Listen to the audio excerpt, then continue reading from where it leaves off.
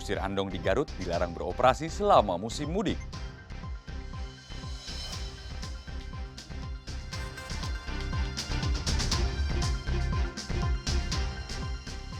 Akses pinjol meningkat menjelang Lebaran.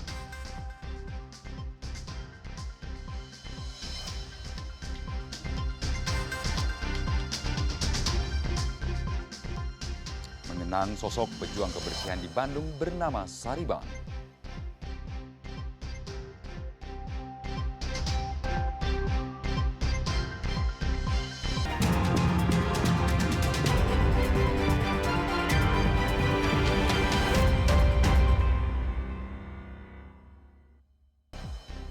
Selain ketiga informasi utama tadi, kami masih memiliki informasi menarik lainnya. Saya Nugroho Iman akan menemani Anda dengan berita independen terpercaya. Kita simak Kompas Jabar selengkapnya hari ini.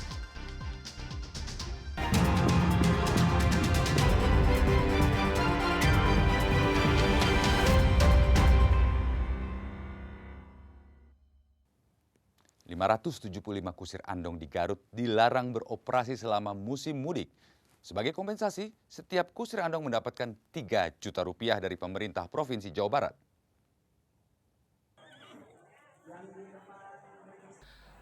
Selama musim mudik, ratusan kusir andong dilarang beroperasi terutama di jalur nasional dan jalur alternatif yang dilintasi pemudik.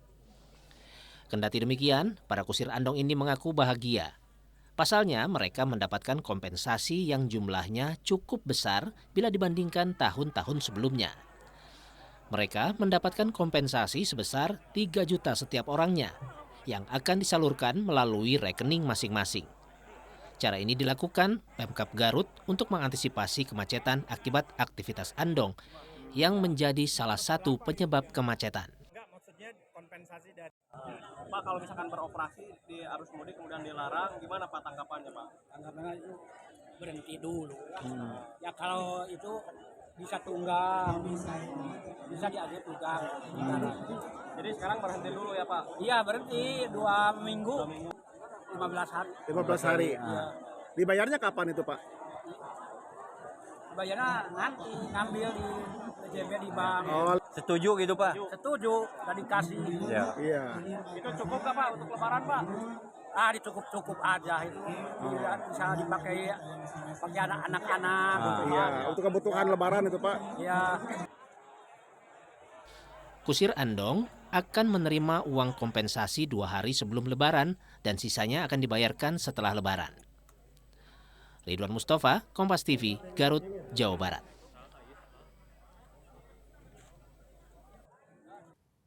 Menjelang Lebaran, tren pinjaman online meningkat. Gubernur Jawa Barat Deddy Mulyadi mengingatkan warganya untuk lebih bijak dalam berbelanja dan menghindari perilaku konsumtif selama momen Lebaran. Menurut Gubernur Jawa Barat Deddy Mulyadi, ada peningkatan penggunaan pinjaman online menjelang Lebaran. Meski demikian, Deddy Mulyadi sulit untuk melarang masyarakat meminjam di layanan keuangan daring tersebut. Oleh karena itu, Deddy Mulyadi meminta masyarakat tidak konsumtif dan bijak dalam berbelanja. Orang nomor 1 di Jawa Barat tersebut juga menegaskan bahwa memaksakan diri meminjam uang melalui pinjaman online demi tampil mewah saat Lebaran hanya akan menimbulkan masalah keuangan di kemudian hari.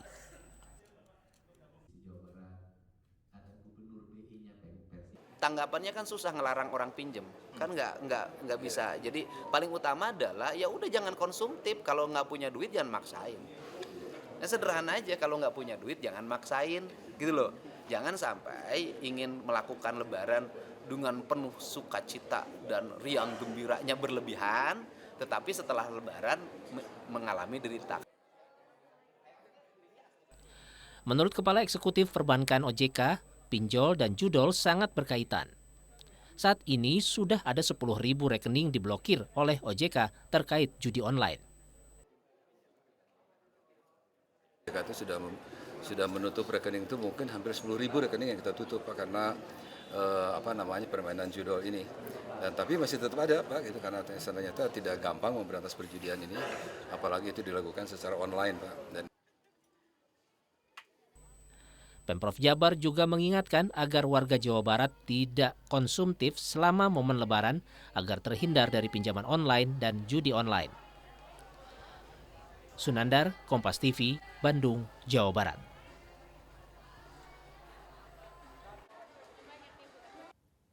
Mengenang sosok Sariban, pejuang kebersihan di kota Bandung. Hingga akhir hayatnya, Sariban menginspirasi warga Bandung karena kesukarelaannya membersihkan lingkungan tanpa menunggu disuruh atau mendapat imbalan. Tokoh inspiratif itu kini telah wafat pada 1 Maret 2025. Dan untuk mengenangnya, berikut kami tayangkan kembali sosok pahlawan kebersihan itu selama dirinya masih berada di antara kita.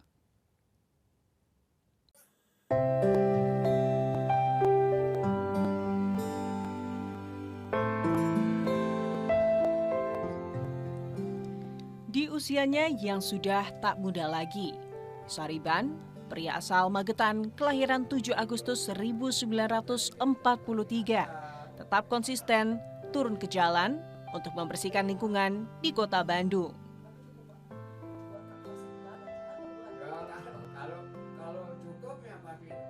Setiap hari, Sariban keluar rumah pada pukul 8 pagi dengan menggunakan sepeda ontel tua dengan seragam kuningnya. Sariban mengitari wilayah kota Bandung dan membersihkan jalanan dari sampah. Lalu Sariban pulang kembali ke rumah hingga pukul 12 siang. Jika cuaca memungkinkan, kadangkala Sariban keluar sore hari pada pukul 4 untuk kembali membersihkan sampah di kota Bandung. Mengingat umurnya saat ini menginjak 81 tahun, Sariban hanya bisa membersihkan wilayah terdekat dari rumahnya, seperti Jalan Pahlawan hingga ke lapangan Tegalega Monumen Bandung Lautan Api. Sariban mengaku dirinya tak mencari apapun. Yang ia inginkan adalah kota Bandung yang asri dan bersih.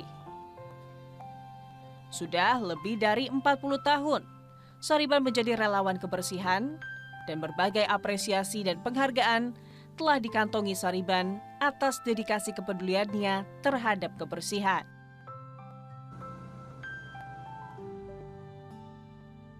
Kalau Bandung Kota Kembang kan harus harum namanya. Ya, harum selamanya, jadi jangan sampai kotor. Nah, ya saya ingin Bandung ini makin hari, makin bulan, makin tahun, siapapun nanti pemimpinnya harus lebih baik lagi. Tentang kebersihan kan sudah ada dasarnya anadopat minal iman, kebersihan sebagian dari iman itu. Membersihkan lingkungan sudah menjadi kegiatan rutin Sariban. Ia akan terus menjadi pejuang kebersihan hingga akhir hayatnya. Sariban berharap warga kota Bandung pun sadar akan kebersihan lingkungan. Dan banyak pejuang kebersihan lainnya yang peduli terhadap lingkungan. Tim Liputan, Kompas TV, Bandung. Meski tengah menjalani proses hukuman akibat perbuatan mereka, namun semangat warga binaan tak begitu saja menghilang. Tembok penjara yang membatasi mereka tak berarti untuk membuat mereka tetap berkarya. Seperti yang terlihat di Lapas Kelas 2A, Perempuan Sukamiskin, Bandung, Jawa Barat. Antusias warga binaan terlihat saat mengikuti pelatihan menggambar, membuat pola batik.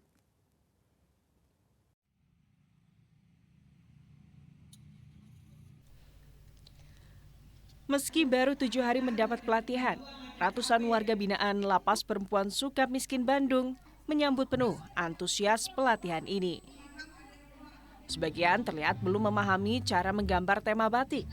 Namun diakui warga binaan, kegiatan yang baru pertama kali digelar ini menjadi bekal keterampilan untuk mereka apabila nanti kembali ke lingkungan masyarakat setelah bebas menjalani proses pidana.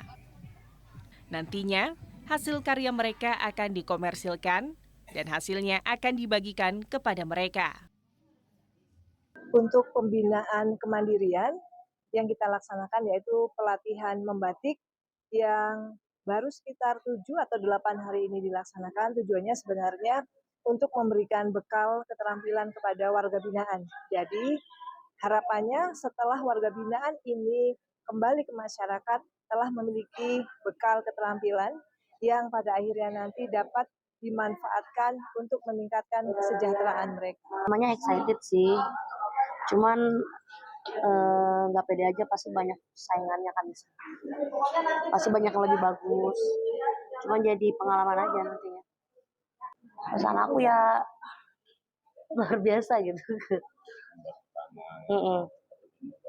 Ya dapat ilmu baru ya kan, bisa ngasah potensi lagi gitu, yang tadinya potensinya cuman segini bisa jadi banyak, karena kita kan sama banyak orang di sini, kita bisa ngeliat, belajar.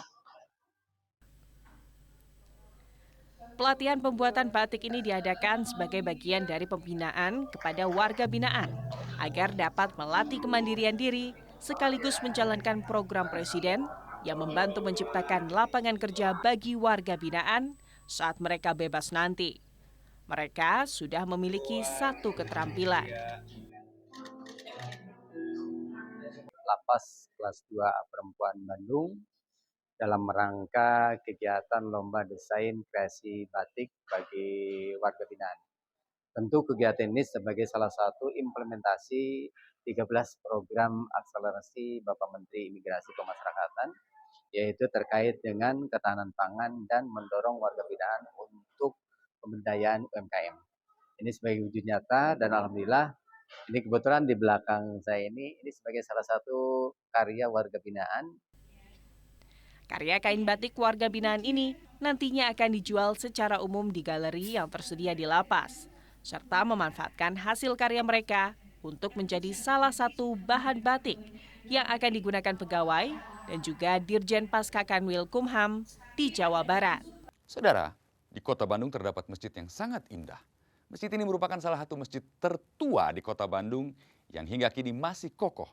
Menariknya, ada terdapat cerita sejarah serta perpaduan arsitektur khas Eropa dan Jawa di masjid ini. Masjid Besar Cipaganti merupakan salah satu masjid tertua di Kota Bandung, Jawa Barat, saudara. Dan bayangkan saja, peletakan batu pertama pada masjid ini dilakukan pada tanggal 7 Februari 1933 atau 11 Syawal tahun 1351 Hijriah. Dan yang membuat Masjid Cipaganti ini menarik bukan hanya soal sejarahnya saja, tapi Masjid Besar Cipaganti memiliki desain interior yang unik, indah, dan tak biasa. Kita lihat keindahannya seperti apa. Di utara Bandung, Masjid Besar Cipaganti berdiri. Tepatnya berada di Jalan RAA Wiranatokusumah atau dulu warga Bandung mengenalnya dengan Jalan Cipaganti.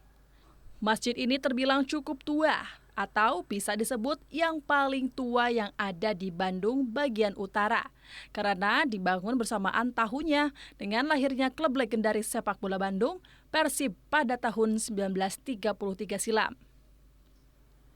Masjid ini dirancang oleh arsitek Belanda, Charles Prosper Wolfsmaker, yang juga merupakan profesor di Teknis Hogeschool Bandung, yang sekarang adalah Institut Teknologi Bandung. Yang membuat masjid ini makin bernilai adalah karena arsitekturnya yang khas dan memiliki karakter tersendiri.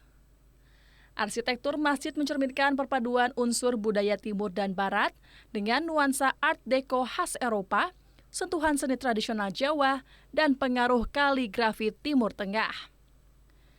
Sejak awal pendiriannya, Masjid Cipaganti telah menjadi pusat penyebaran dan studi Islam di kawasan Bandung Utara, serta menjadi saksi bisu sejarah perjuangan kemerdekaan Indonesia.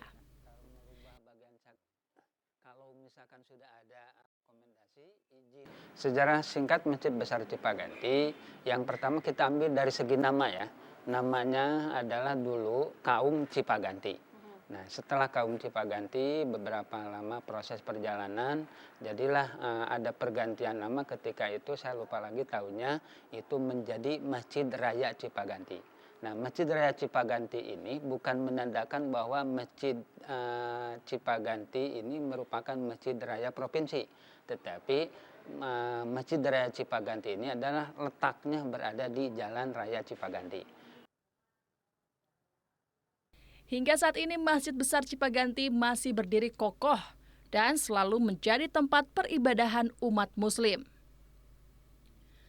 Tak terkecuali saat bulan Ramadan 1446 Hijriah ini, jemaah berbondong-bondong menghabiskan waktu puasanya dengan beribadah di masjid ini. Masjid yang berkapasitas 1.000 jemaah ini pernah menjadi markas persembunyian Tentara Pembela Tanah Air atau PETA sekitar tahun 1950-an.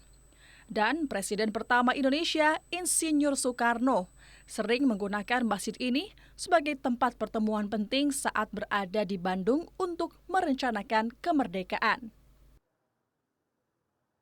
Dengan cerita sejarah dan juga keindahan dari Masjid Besar Cipaganti ini, tempat ini seringkali menjadi tempat penyebaran agama Islam di Kota Bandung. Nah, selain itu, tak terkecuali pada saat bulan suci Ramadan seperti ini, saudara. Banyak sekali kegiatan ibadah yang dilakukan masyarakat di Masjid Besar Cipaganti. Ninda Destiani, Reza Pratama, Kompas TV, Bandung, Jawa Barat. Berbagai macam bukti sejarah perkembangan agama Islam di Kota Bandung. Salah satunya keberadaan Masjid Jami Mungsol Kanas yang berada di kawasan Jalan Cihamplas, Kota Bandung, Jawa Barat. Walaupun namanya terdengar asing dan unik di telinga masyarakat, namun bangunan yang berdiri sejak tahun 1869 ini menjadi masjid pertama yang berada di Kota Bandung.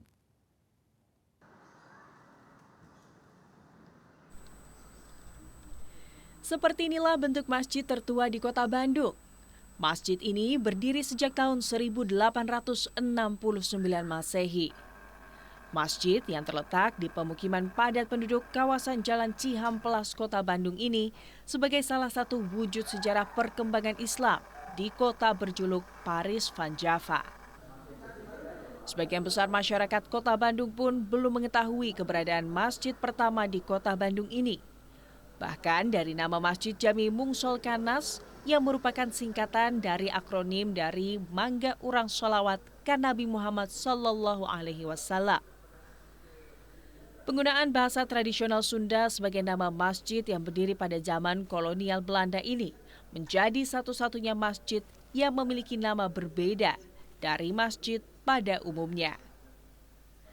Masjid Jami Mungsol Kanas yang didirikan oleh tokoh masyarakat sekaligus ulama dari Bandung Utara bernama Ibu Lantenas yang dikembangkan oleh kerabatnya bernama Mama Abdurrahim.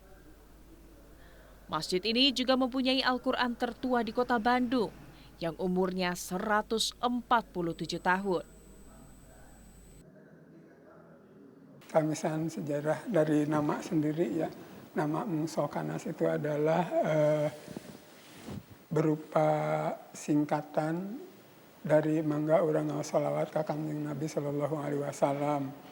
Nama Masjid Mungsol Kanas sendiri diambil oleh Mama Aden pada saat berdirinya masjid ini yang memang dulu itu masih berupa bangunan rumah biasa ya. Jadi rumah bilik dan panggung.